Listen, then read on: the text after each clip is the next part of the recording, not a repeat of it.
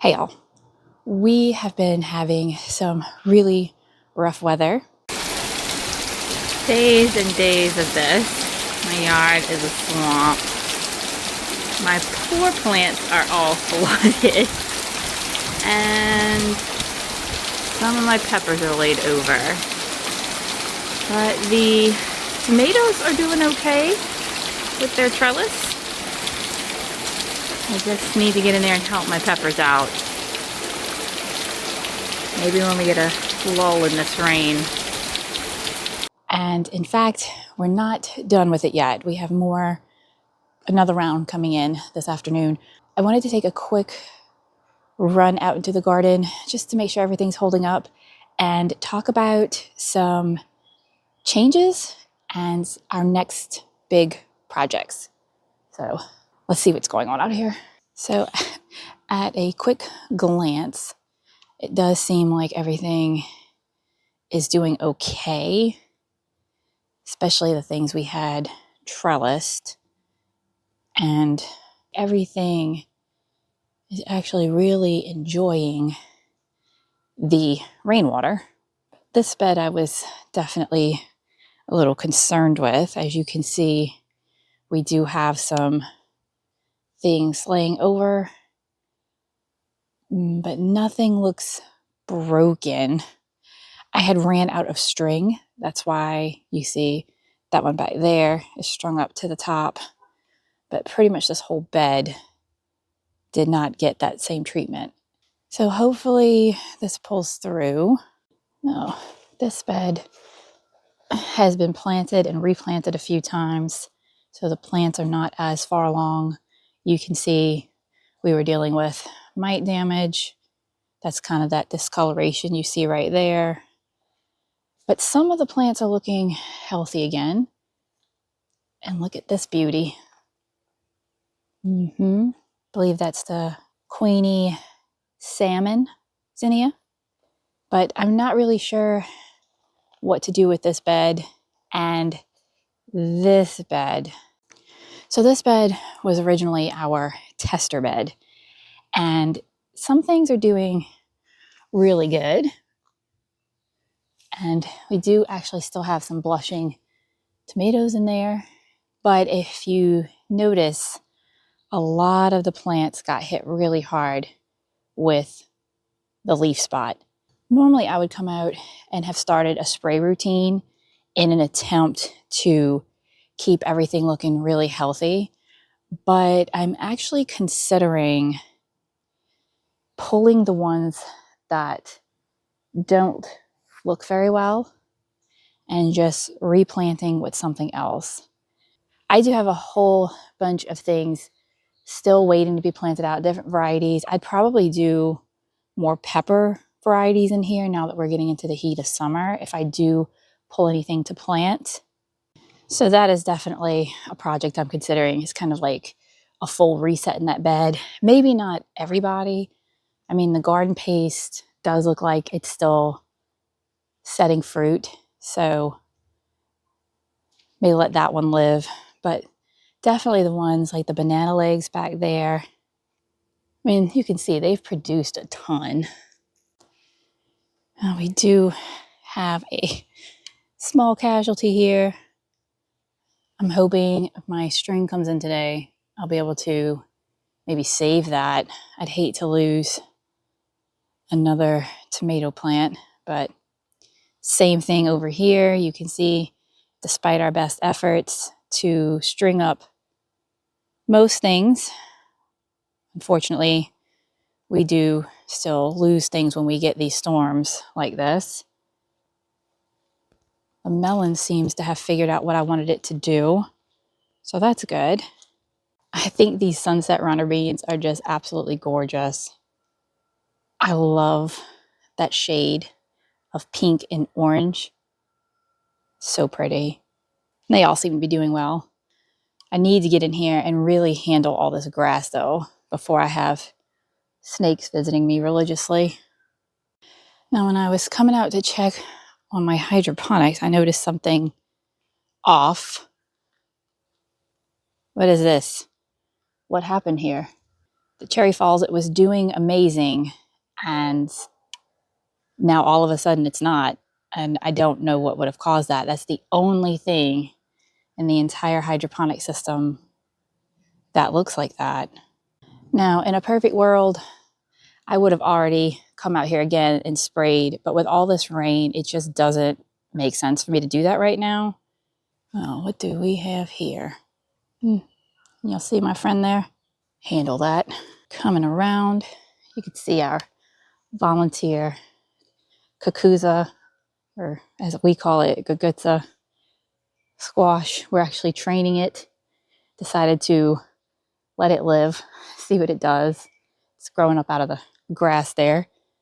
And I have some more zinnias starting to bloom. I don't know what, I think that was a generic mix. And everything over here looks okay. The bigger issue, we did have this guy break, and my husband, God bless him, he came out in the rain and tied him up because I was panicking. It was completely laid over, and you can see there is some wilting of the leaves, but I'm hoping, fingers crossed, we saved that plant. And the tomatoes on this side, doing well. We did trellis onto our system. We're going to start training them, hopefully, this direction.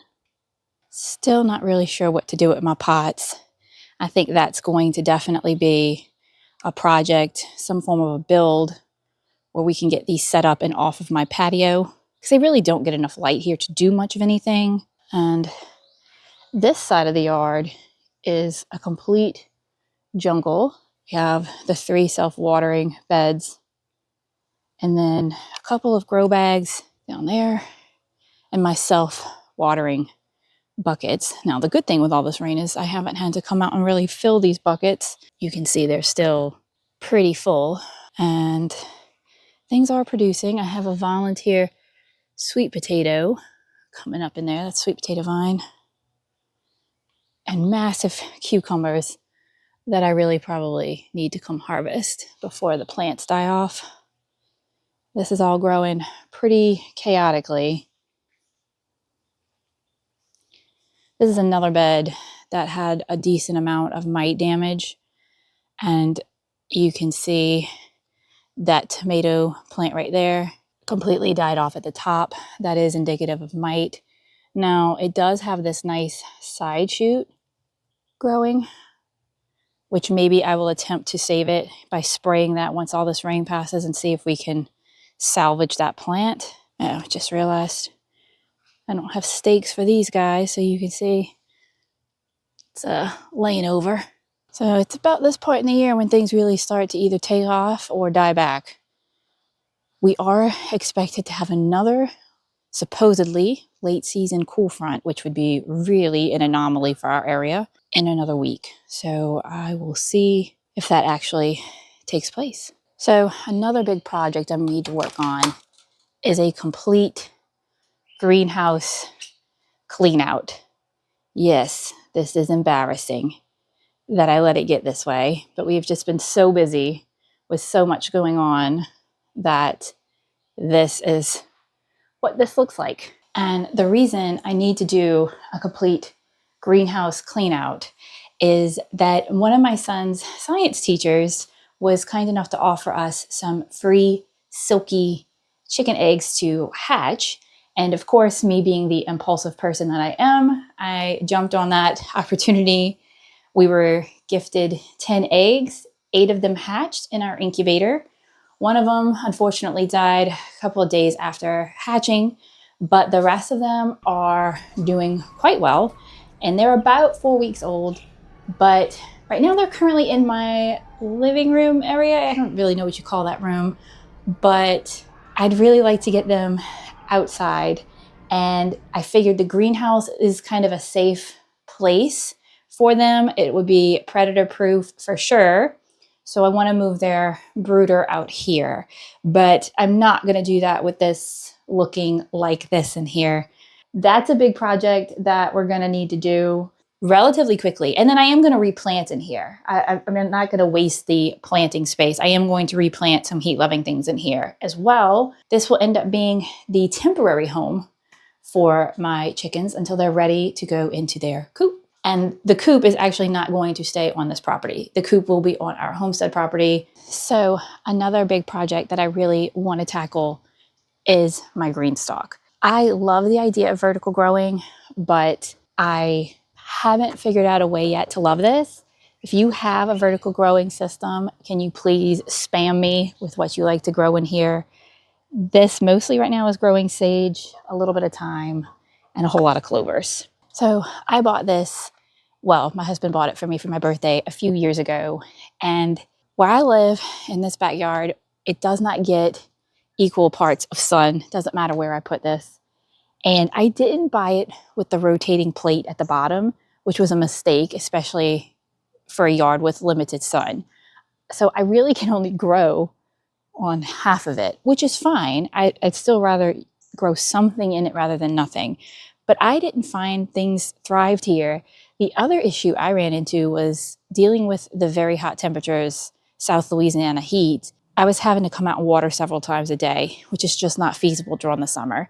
So I actually do have it hooked up to drip sprinkler system this go around. So I do feel like I'll have a much better growing experience in here, but I'd also like to start off with things that will actually thrive in a system like this. So I'm definitely open for ideas and suggestions on making this work. Another big project is I need to set up my 12 DWC buckets. I have 4 set up here, but they're not planted out because I figured I'd plant them all out together. And I have loads of options of what I can actually plant in there. I think I'm definitely going to do some peppers, maybe an eggplant, we'll see.